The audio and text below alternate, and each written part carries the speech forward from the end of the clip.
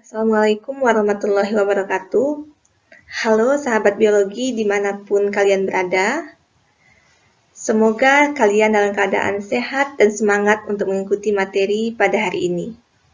Perkenalkan, nama saya Karlini Oktarina MPD, peserta PKDP UIN STS Jambi tahun 2026. Pada video kali ini, saya akan membahas salah satu materi yang sangat penting, yaitu sistem pencernaan manusia. Jadi, sistem pencernaan ini penting bagi tubuh manusia karena berfungsi untuk mengubah makanan menjadi energi dan juga nutrisi yang dibutuhkan oleh tubuh untuk beraktivitas dan untuk mendukung pertumbuhan serta fungsi dari organ-organ tubuh, dan juga untuk membuang sisa-sisa makanan yang sudah tidak diperlukan lagi. Tanpa sistem pencernaan yang sehat, tubuh tidak akan bisa memperoleh nutrisi yang diperlukan untuk mempertahankan kehidupan dan untuk menjaga kesehatan.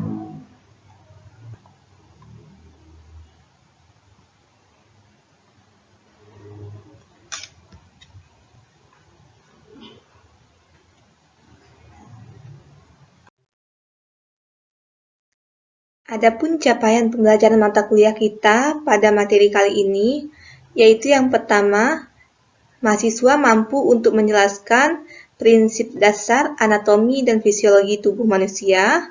Yang kedua, mahasiswa mampu merumuskan masalah dan menyusun hipotesis dalam praktikum anatomi dan fungsi normal berbagai sistem dalam tubuh dan mekanisme pengaturan fungsi dari sistem-sistem tersebut, serta mahasiswa mampu menyusun prototipe tentang anatomi dan fisiologi tubuh manusia, serta mempresentasikannya dalam kegiatan mandiri, bermutu, dan terukur.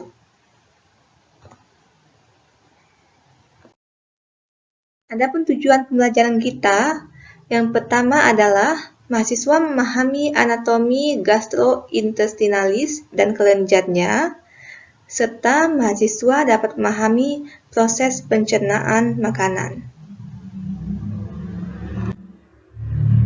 Baik, mungkin sebelumnya semuanya pernah mendengar ya kata pencernaan. Jadi pencernaan ini merupakan proses pemecahan makanan menjadi molekul yang lebih sederhana sehingga dapat diserap oleh tubuh kita. Jadi makanan itu diproses di dalam tubuh kita melalui beberapa tahap, yaitu ada 4 tahapan. Yang pertama ada ingesti. Ada ingesti, yaitu makanan masuk ke dalam mulut melalui aktivitas mengunyah dan juga menelan. Jadi ingesti ini merupakan proses memasukkan makanan ke dalam mulut. Ya. Yang kedua ada digesti. Digesti merupakan proses pencernaan makanan secara mekanis dan juga kimiawi dari molekul yang kompleks menjadi molekul yang lebih sederhana. Selanjutnya, pada tahapan ketiga ada absorpsi, di mana absorpsi ini merupakan penyerapan zat makanan dalam bentuk molekul yang sederhana oleh tubuh kita. Jadi, zat makanan itu diserap melalui jonjot usus halus ke pembuluh darah, lalu diedarkan ke seluruh tubuh. Dan selanjutnya ada tahap terakhir, yaitu defekasi, di mana defekasi ini merupakan proses pengeluaran zat-zat sisa makanan. Ya.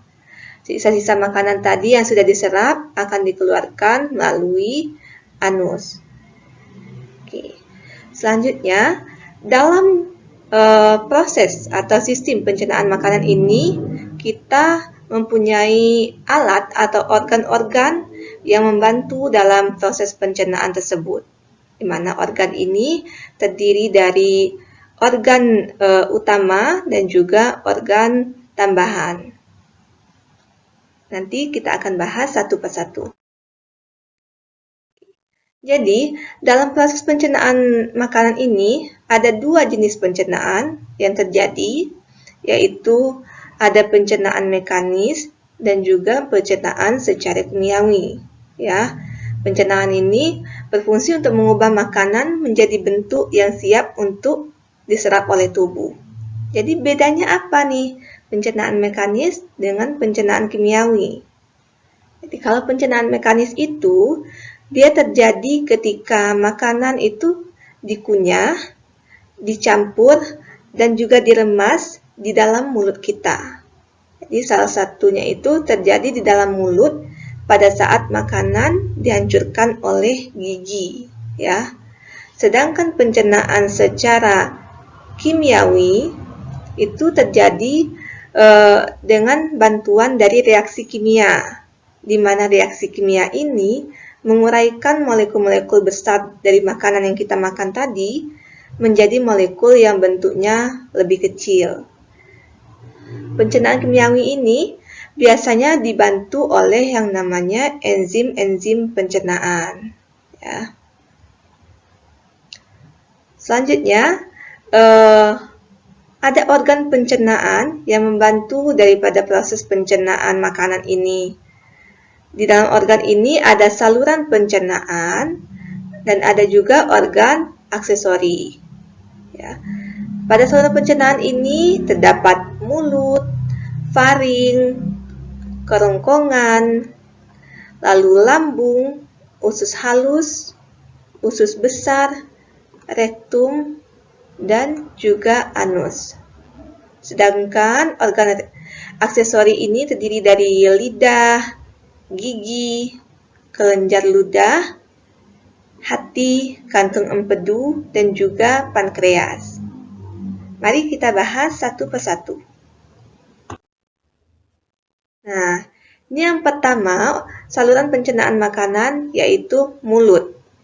Nah, di dalam mulut ini adalah tempat pertama makanan masuk dan mengalami yang namanya pencernaan mekanis serta pencernaan kimiawi.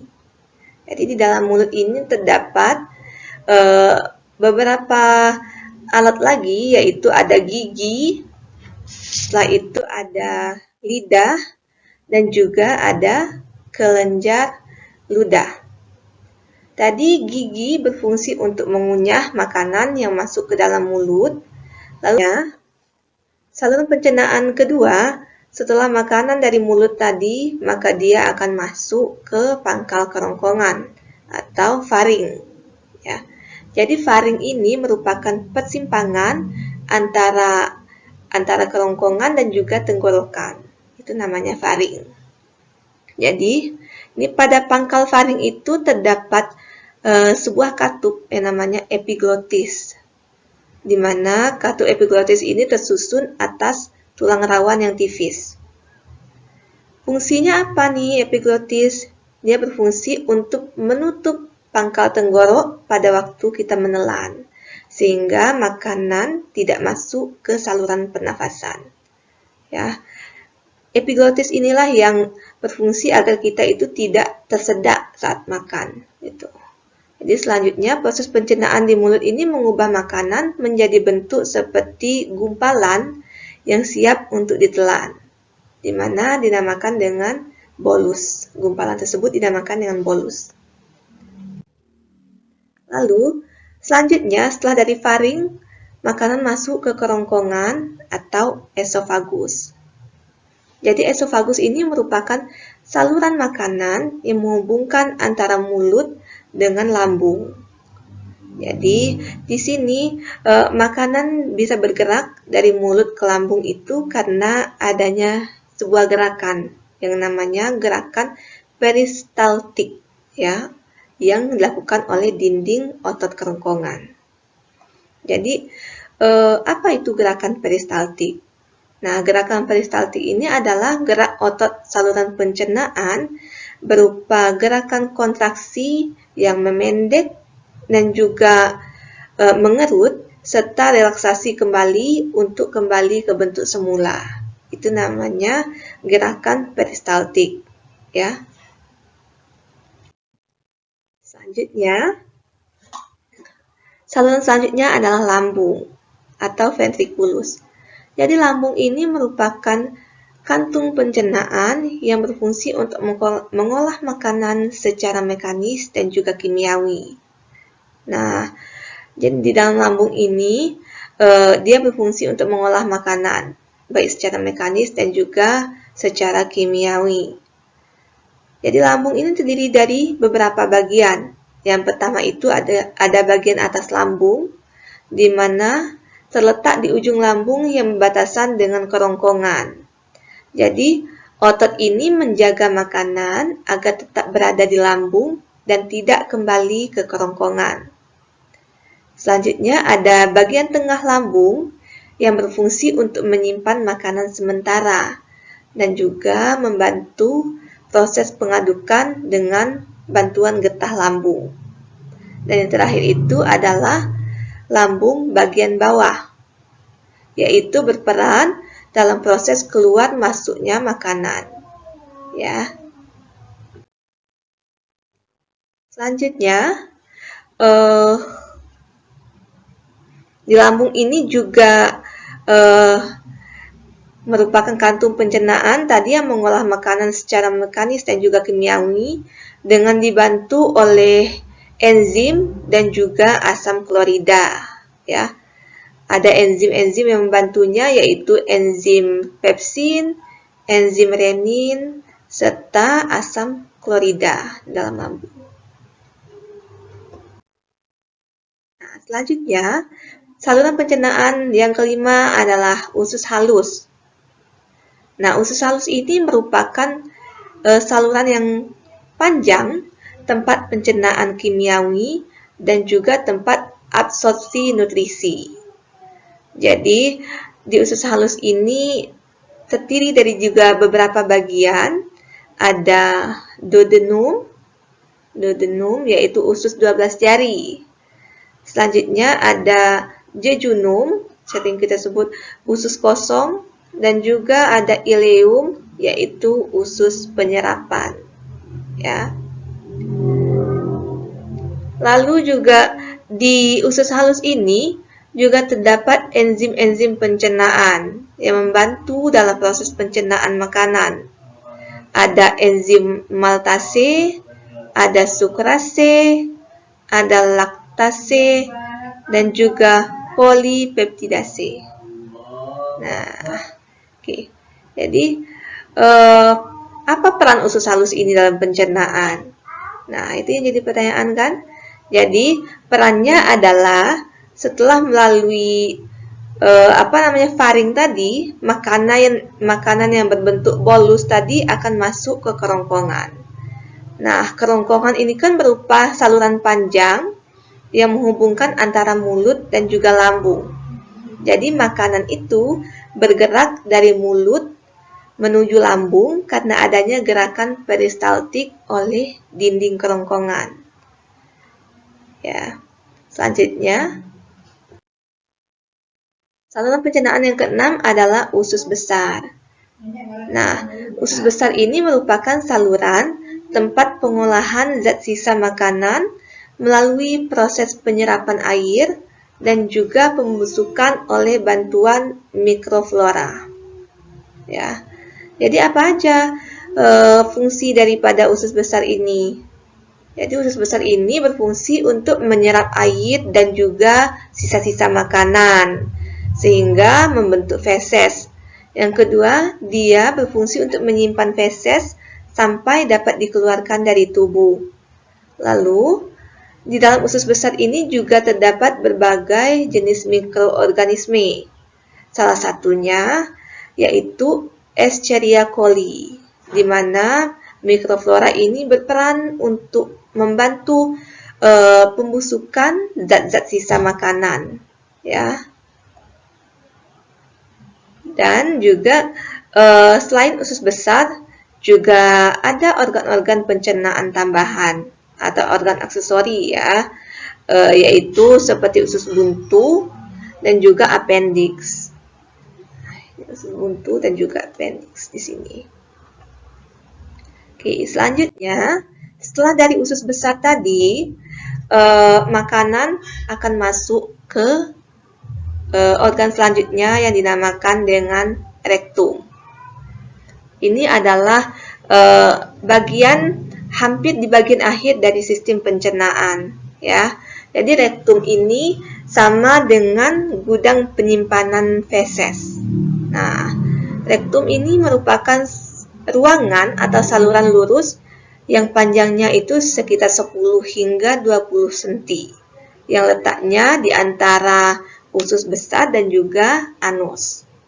Nah, fungsi utamanya adalah sebagai tempat penyimpanan sementara feses tadi sebelum dikeluarkan oleh tubuh. Sebelum dikeluarkan dari tubuh, gitu ya. Jadi, di rektum ini terdapat sistem sensorik, di mana ketika rektum ini terisi penuh oleh feses, reseptor sarafnya itu di dindingnya akan mengirimkan sinyal ke otak kita. Jadi sinyal inilah yang memunculkan dorongan atau rasa mules untuk buang air besar.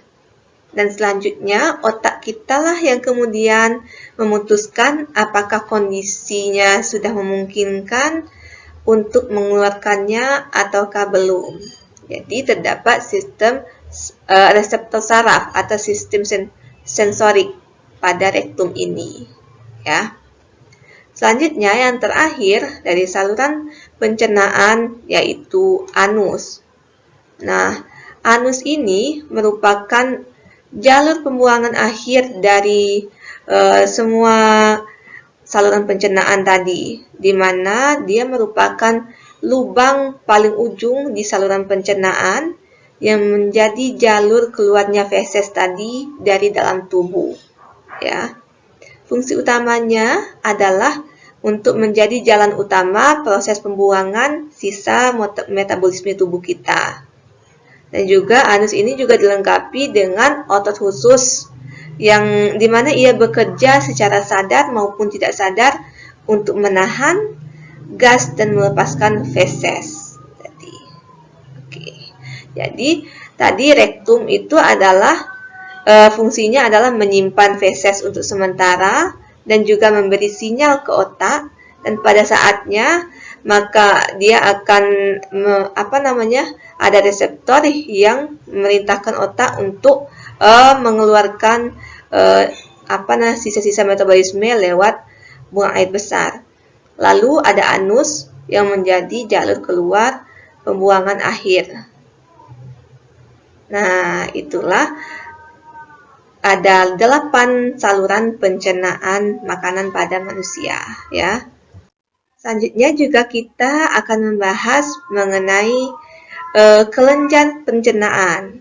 Nah, selain saluran pencernaan juga terdapat kelenjar-kelenjar, di mana kelenjar ini merupakan organ aksesori atau tambahan yang membantu proses pencernaan dan juga penyerapan nutrisi di dalam tubuh. Ada beberapa kelenjar. Yang pertama itu ada hati, lalu ada kantung empedu dan saluran empedu, juga ada yang namanya pankreas. Nah, fungsi hati itu apa? Jadi hati ini berperan dalam mendetoksifikasi racun di dalam darah kita. Jadi sehingga racun-racun tersebut didetoks sehingga tidak berbahaya bagi tubuh kita, ya. Selanjutnya ada kantung empedu, di mana kantung empedu ini berada di bawah hati dan menyimpan getah empedu yang dihasilkan oleh hati. Jadi getah empedu nanti akan dikeluarkan ke usus halus, dan dia ini berperan dalam mengemulsi lemak menjadi butiran kecil sehingga lebih mudah dicerna oleh enzim pencernaan. Nah, selanjutnya ada pankreas. Jadi pankreas ini yang berfungsi untuk menetralkan kimus asam dan juga untuk membantu pencernaan karbohidrat, lemak, dan juga protein melalui enzim yang namanya enzim pankreas. Nah, jadi dalam kelenjar pencernaan ini menghasilkan beberapa enzim. Salah satunya yaitu pankreas tadi menghasilkan ada 3 enzim, yaitu enzim lipase yang berfungsi untuk mencerna lemak menjadi asam lemak atau gliserol. Yang kedua ada enzim amilase yang berfungsi untuk mencerna amilum menjadi maltase. Selanjutnya ada enzim tripsin, di mana dia mencerna pepton dan juga protein menjadi asam amino dan juga dipeptida. Nah, jadi ketiga kelenjar ini, baik hati, kantung empedu dan juga pankreas, itu berperan penting dalam memecah makanan menjadi zat-zat sederhana yang dapat diserap oleh tubuh dan juga untuk menjaga keseimbangan proses pencernaan makanan.